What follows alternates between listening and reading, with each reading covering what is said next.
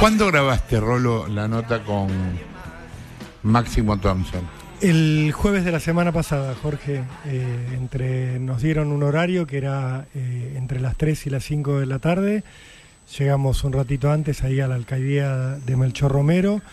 Llegamos un rato antes para armar, justamente, vos sabés lo que demora, porque fuimos con 2 camarógrafos, con Juan Pablo Chávez y Federico Gandolfi, y 5 cámaras en total, más una cámara 360 arriba, o sea, había mucho para armar. Nos dieron una oficina re chiquita, con lo cual toda la puesta fue difícil. Corrimos escritorios, sacamos ventiladores, estufa, lo que se te ocurra, y estuvimos listos recién 3:10. Estábamos terminando de armar y trajeron a Thompson a la sala cuando todavía estábamos probando sonido, para que te des una idea. Ajá. Y te diría casi de casualidad lo llegaron a hacer esposado. Chávez reaccionó rápido y lo pudo hacer. Y nada, y a partir de ahí fue como una vorágine, Jorge, porque ya lo teníamos ahí, no habíamos terminado de armar la puesta, y yo ahí ya me puse a charlar con Thompson para tranquilizarlo, porque el tipo estaba recontra nervioso. O sea, ¿Cuánto tiempo buscaste la nota? 4 años. O sea, cuando mataron a Fernando, yo ya estaba trabajando en el canal, y lo primero que me dijeron, después de todas las notas obviamente que hicimos, de ir mostrando los videos, de hablar decenas de veces con los papás de Fernando, con Silvino y Graciela, de mostrar todo su dolor, de hablar con Pablo Ventura, ¿te acordás? El remero al que lo acusaron falsamente, del cual Sí. Thompson, hablamos con Thompson de esa acusación. Me dijeron, bueno, hay que hablar con los rugbyers, como les decíamos, tiene que hable alguno, buscar alguno. Y a partir de ahí fue, bueno, hablar con el abogado, empezar a llegar a los familiares. Hablé con los familiares de distintos acusados, no querían hablar porque la orden de Tomei, que era el abogado que tenían, era que no hablaran, porque él entendía que callados se salvaban. Esta era la estrategia. Y nada, y nunca dejé de intentarlo. Entrevisté en su momento al papá de Lucas Pertossi, que es otro de los condenados, también como un camino para tratar de llegar a Pertossi. No se pudo. Entrevisté al papá de Matías Benicelli, que es otro de los condenados a perpetua. Esa nota la emitimos también, y no se pudo entrevistar a Matías Benicelli porque tenían dudas, porque también hay entre ellos, los 8 condenados, como un sistema de presiones mutuas, donde son amigos pero se miran con desconfianza, porque saben que el primero que habla, y todos lo tenían claro, que el primero que hablaba iba a tener una ventaja y que los iba a poner en un lugar complicado a los otros. Y después ya el tramo final de las conversaciones, Jorge, fueron 2 meses para hacerlo a Thompson. Yo estaba hablando con Thompson y también estaba hablando con la familia de Matías Benicelli. Tuvimos que gestionar permisos judiciales, permisos del servicio penitenciario. Tuvimos que llegar al ministro de Justicia de la provincia, que es Juan Martín Mena, al cual le agradezco porque nos terminó abriendo la puerta de la alcaldía. Y había también una competencia nueva, Jorge, que yo no había tenido antes en todo esto. ¿Cuál? El streaming. Y cuando te digo el streaming, claro, te digo Netflix, Star Plus, nombrar el que quieras. Como están produciendo documentales basados en casos reales, están también en el mercado. Y así, hablando con los familiares, con los abogados, me enteré que Netflix está produciendo un documental sobre el caso. Me dicen, ahora, perdón, sí, que salgo de tema, sí, pero documentales muy manipulados y en todo caso muy distorsionados, como el de Nair. Bueno, lo de Nair directamente termina siendo una película con actores. Es el extremo, si se quiere, más distorsionado de toda la escala y de todas las posibilidades. Pero, Rolo, una brevemente. Nair es una ficción, por supuesto tienen el derecho a mentir alevosamente como lo hacen, porque es una ficción, pero después se dan el lujo de cerrar la película. ¿Vieron con esos carteles donde dicen los datos? Sí. Y los datos son mentiras. Claro. O incompletos. Sí, o sea que una versión... le falta a la ética de la ficción, pero mucho más a la del documental en ese breve final. Claro, pero es una competencia nueva para nosotros, para los periodistas, sí, Jorge, claro, porque además hay una realidad, ofrecen plata. Compran notas. Yo hablé con familiares, no voy a decir quiénes, pero familiares de algunos de los condenados me contaron que les ofreció, una de las streameras les ofreció plata, y me consta que a Thompson en particular le habían ofrecido $50.000 por esta nota, para un streaming. Iban a darle forma, todavía no es el documental de Netflix, era otra cosa, pero sí. Yo vi la oferta y escuché los audios de los ofrecimientos, y estaba eso en juego. Y yo lo que tuve que hacer es convencerlo a él y convencer a su abogado, a Francisco Neto, de que si lo que querían era plantear una versión de la historia que no se contó, que es lo que ellos dicen, hay una parte de la historia que no se contó, y querían que llegue al público, que tenían que estar con el periodismo profesional. O sea, nosotros no pagamos notas, no aceptamos condiciones en las notas, no recibimos dinero tampoco por hacer notas, y si vos querés defenderte, que es lo que intentó hacer Thompson con esta entrevista, bueno, juguemos con las reglas del periodismo. Yo te hago una entrevista justa, te pregunto, te planteo las cuestiones y vos respondés lo que mejor te parezca, pero no hay dinero de por medio, porque si hay dinero de por medio todo se pervierte, y, sí, claro. Y la respuesta puede ser acordada por un guionista y la pregunta puede ir dirigida a alguna situación que tiene que ver con un guión. Bueno, también competimos con eso. O sea, yo me senté con el abogado de Thompson un día de semana antes de venir a la radio en un bar de Paraguay, Esmeralda. Me citó a las 8 de la mañana, un día de lluvia. Me fui para allá con la moto, llegué empapado, me senté adelante de él y me dice: convenceme de que Thompson tiene que hablar con vos y no con el streaming. Y yo lo miré y le dije: mira, estoy acá todo empapado, cagado de frío, imagínate lo que me interesa la nota y lo importante que me parece que hable con nosotros, que estoy acá y que te quiero dar todas las garantías de que le vamos a dar un trato justo, porque para nosotros, llegar a esta altura, la noticia era tener la palabra de Thompson, no juzgarlo a Thompson. Thompson ya fue juzgado, lo condenaron a perpetua en un juicio oral, casación le confirmó la perpetua, y yo lo que le decía al abogado es: yo no vengo a juzgarlo, yo no soy juez, yo quiero saber, quiero escuchar, quiero que él me cuente paso por paso todo lo que hizo antes del crimen de Fernando, la noche del crimen, todo lo que hizo después. Me dijo: bueno, mandame una lista de preguntas para que él tenga una orientación. Yo le mandé un listado de temático, digo, voy a hablar de esto, de esto, de esto, de esto, de esto, y él se lo pasó a Thompson. Dudaron, estaba la streamera presionando, cambiando la oferta, y Thompson dudó, esto también te lo tengo que decir. Y bueno, finalmente se bajaron del tema de la streamera y optaron por darnos la nota. Así ¿Qué pensás que fue lo que lo decidió? Lo que lo decidió es que... No en la opción streamera vos. Sí. Lo que lo decidió hablar y a hablar ahora. Mirá, lo que lo decidió Jorge, lo cuento un poco en la entrevista y también un poco fuera de la entrevista. No estoy violando ningún secreto. Thompson lo que dice es: a nosotros, Hugo Tomei, que fue el abogado que llega a Gesell, contratado, Thompson dice: yo no sé quién lo contrató, a mí me dicen que surgió de la familia Pertossi y de la familia de Thompson, la idea de contratar a este abogado. Y dice: Tomei vino y nos dijo: quédense callados y en 15 días están todos libres, apenas ocurrió el crimen. Y lo que dicen ellos es: nosotros confiamos en él como el que va al médico y el médico le dice: toma este medicamento y te vas a curar. Bueno, a nosotros nos dijo: cállense. Y había temas que nosotros íbamos viendo que surgían en los medios y que nosotros queríamos aclarar o queríamos decir algo, y el abogado nos decía que no. Y nos decía que si hablábamos nos podíamos perjudicar unos a otros, que íbamos a entrar como en una guerra donde fulanito iba a acusar a Menganito para devolverle iba a acusar a un tercero, y le iban a terminar dando pruebas a la fiscalía y al tribunal que todavía no tenían. Esto era el planteo, digamos, que ellos tenían en la cabeza.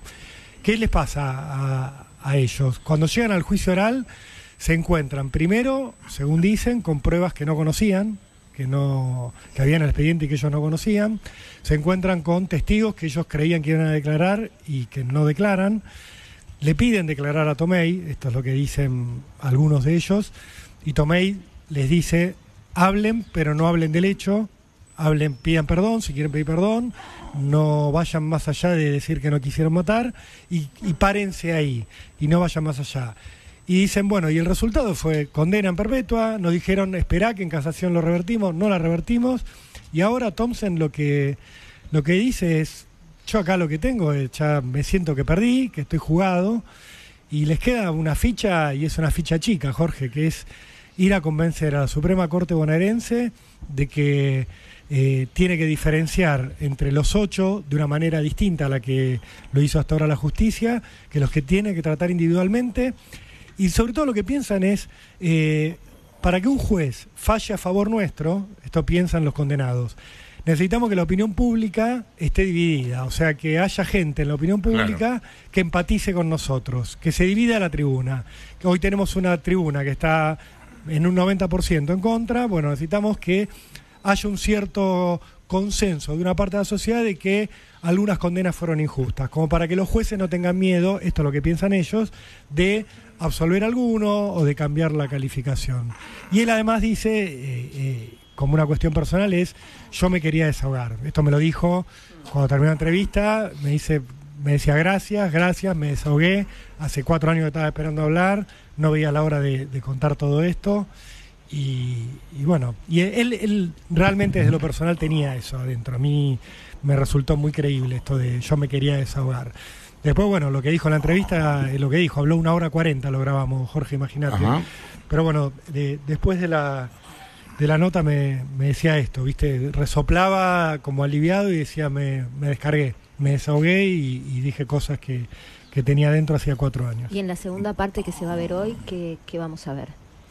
En la segunda parte lo que está pensado es hablar de lo que fue el día después del crimen, desde la detención, la acusación contra Pablo Ventura, de dónde surgió, quién la hizo y por qué. Lo cuenta Thompson esto. Habla de una imagen, Jorge, que yo cuando le pregunté me ponía un poco en el lugar de él, ¿no? Y le pregunté, ¿cómo fue ver a tu mamá por primera vez después de que caíste en cana? Viste que es el momento en el cual te enfrentás con los fundamentos de tu personalidad. Aparece tu vieja y vos la tenés que mirar a la cara.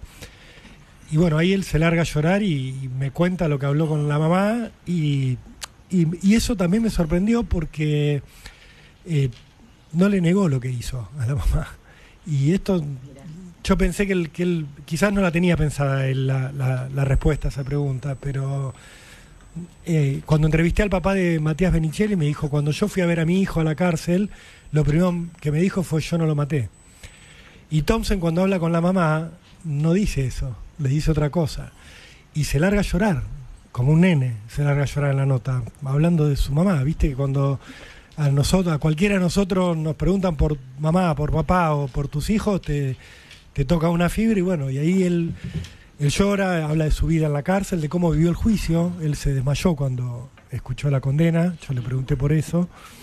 Es que es muy difícil, digo, a ver, es todo horrible en este asunto, porque es horrible la muerte de Fernando, obviamente, en el piso, golpeado, Por supuesto. es horrible, pero a mí también cada vez que escucho hablar de estos chicos, lo que pienso es, están muertos estos pibes, son muertos civiles, porque se van a pasar la vida ahí adentro, y tienen 20 años.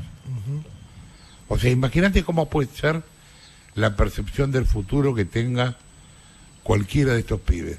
Sí. Yo le preguntaba a Thompson si tenía esperanza de salir en libertad, porque con las leyes actuales y la condena que él tiene es de por vida real. Él tiene 24 años ahora, tenía 20 cuando participó del crimen de Fernando, y es vivir toda la vida preso.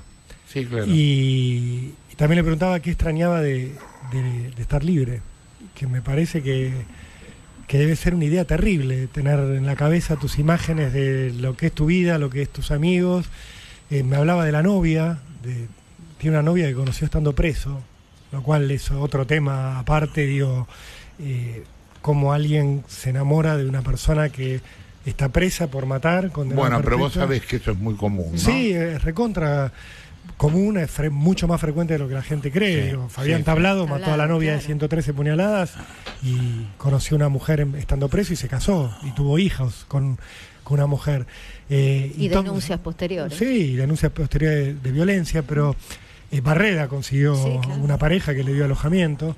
Y Thompson, cuando habla de la novia, llora también. Y es muy impresionante porque es un tipo que tenía un montón de planes y él mismo se los cagó en una noche. En realidad, en 10 minutos, él se arruinó la vida. Obviamente, lo primero que hizo fue arruinarle la vida Sí, y sí. terminársela a Fernando, a Silvino y a Graciela, a los papás, los destruyó y los mató en vida. Eso no hay duda.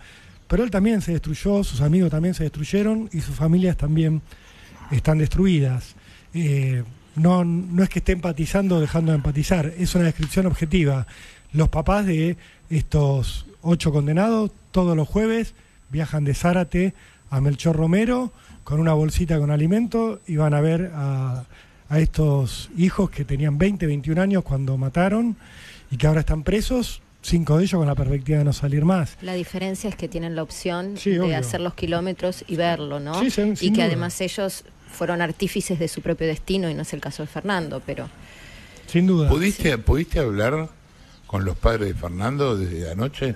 No, la verdad lo que hicimos, Jorge, es... Tampoco quería que ellos se lo tomaran a mal. Yo he hablado con los padres de Fernando en su momento, pero lo que decidimos es en el canal avisarles el viernes pasado a los papás que habíamos grabado esta nota, que se iba a emitir ayer, una parte se iba a emitir ayer, otra hoy. Eso se lo dijimos de antemano, para que ellos supieran, estuvieran preparados y tomaran la decisión que quisieran, desde verla, no verla, irse de viaje para abstraerse o responderle lo que quisieran, pero avisarles, porque sabíamos que a ellos les podía provocar un daño, que es totalmente entendible. Sé que la mamá vio parte de la entrevista, el papá no pudo verla directamente. Burlando te agradeció mucho. Ayer vi el programa Sí, de Buñaski, te agradeció mucho haberles avisado que les con antelación. que les hayan avisado. La cuestión es también, yo lo que pensaba, Jorge, es, le dimos también no digo que sea algo necesariamente bueno, pero los papás de Fernando se preguntaron todo el tiempo en público y sé que lo hacían con sus abogados, ¿por qué? Todo el tiempo se preguntaban por qué. Y cuando te generan un daño como el que le generaron a ellos, que es imperdonable e irreparable, querés saber por qué, querés entenderlo, no para perdonar, sino para tratar de reconstruir lo que le hicieron a tu hijo. Sí, para entender. Y estos tipos no le dieron nunca la posibilidad a ellos de tener eso. Una aplicación, la que sea. Bueno, Thompson ayer dio una, planteó algo. Seguro les dolió, y lo decía burlando ayer, un poco la situación en la que Thompson lo pone a Fernando de él agredió primero, de Fernando pegó adentro del boliche, Fernando le pegó a uno de nosotros, a Matías Benicelli. Y viste, es algo que hay un testigo en la causa que lo dice, pero después los amigos de Fernando lo niegan y no se condice con la personalidad de Fernando. Yo se lo objeté un poco en la nota porque... No, y aparte es incontrastable porque Tal cual. el que no puede desmentir está muerto. Obvio, y aparte me parece que hay un límite en todo, que cada uno que lo cruza sabrá por qué lo hace, pero que es mancillar la memoria de la víctima, que es un poco, volviendo a lo que decía Santi, lo que hace la película nefasta de Nair Galarza, que es ponerlo a la víctima, a Fernando Pastorizo, como un violento, cosa que no era. Y acá hablar de Fernando así, ellos dicen, dice Thompson, Fernando le pegó a Matías Benicelli y por eso se provocó la reacción, y por eso mi amigo Blasinali le pegó a Fernando, por eso nos sacaron del boliche, y después afuera Fernando nos hizo burla, dice Thompson. Y la verdad que el 99% de los testigos lo que dijeron en el juicio es que Fernando estaba tomando un helado de palito sentado en la vereda de espaldas al boliche cuando lo atacan. Ni siquiera se dio cuenta de lo que estaba haciendo. La defensa me decía, y por eso Thompson dice esto, no, hay un testigo que dice que Fernando hizo un gesto de burla, pero todo el resto de los testigos dicen lo contrario. Dicen, Fernando estaba tranquilo, esperando que sus amigos salieran del boliche para irse a su casa, y tan tranquilo estaba que estaba tomando un helado. pero bueno, Thompson Igual, lo dice para más allá de que tratar no de hizo defenderse. el gesto de burla según la mayoría de los testigos, ¿eso justifica algo? ¿Te hago No. un gesto de burla y me matas a patadas? No justifica, pero lo que tratan de plantear desde la defensa Sí, es, yo entiendo. no fue un ataque que surgió porque sí, por ganas de matar, por odio racial, como se dijo en algún momento, sino que fue un ataque por una reacción del momento. Fue algo que surgió intempestivamente, de manera imprudente, de manera negligente, de manera no planificada, de manera no pensada, y por eso plantean estas cuestiones de no, Fernando pega y por eso reaccionamos, Fernando burla y por eso... Para voltear le la fueron a pegar, premeditación. porque quieren voltear la premeditación, porque la perpetua se da porque hay un homicidio agravado por premeditación. Había otro agravante que era la alevosía, que lamentablemente la Cámara de Casación Penal bonaerense se las quitó. Esto lo comentamos acá, Jorge, en el programa. Ellos tenían 2 agravantes. Con un agravante en un homicidio va solo a perpetua. Ellos tenían 2. La alevosía, que es matar sobre seguro a alguien indefenso, y la premeditación. La alevosía, todos entendíamos que estaba recontraprobada por los videos, por lo que vimos. Fernando está en 4 patas y lo patean hasta que cae. Y cuando cae, lo patean en el piso. Te diría, de manual la alevosía. Bueno, Casación se la sacó. Les dejó la premeditación nada más. Y la premeditación es lo más difícil de probar, porque es donde los jueces se tienen que meter en la cabeza de los asesinos. Es donde los jueces tienen que encontrar pruebas a partir de las acciones de que en la cabeza de esos tipos estaba la idea de ir a matar, que estaba la intención de ponerse de acuerdo para ir a matar. ¿Y cómo probás esto? Bueno, es muy difícil. Por eso Thompson en la entrevista todo el tiempo dice, ninguno de nosotros pensó en que podía matar, yo nunca pensé en mi vida que se podía matar sin un arma, yo me peleé muchas veces en Zárate, pero pensé que la muerte solo se provocaba con un piedrazo, porque quieren sacar esta idea jurídica de tuvimos un plan. Y obviamente también quieren sacar la intención, el dolo de por medio, o sea, van de menor a mayor. Si le sacaran el agravante, irían a otra escala penal de 8 a 25 años, y para la defensa esto sería un triunfazo, porque pasar de una perpetua a una máxima, ponerle que les den 25, es darles una posibilidad de salir de prisión a los 45 años, cuando la perspectiva hoy es estar toda la vida preso.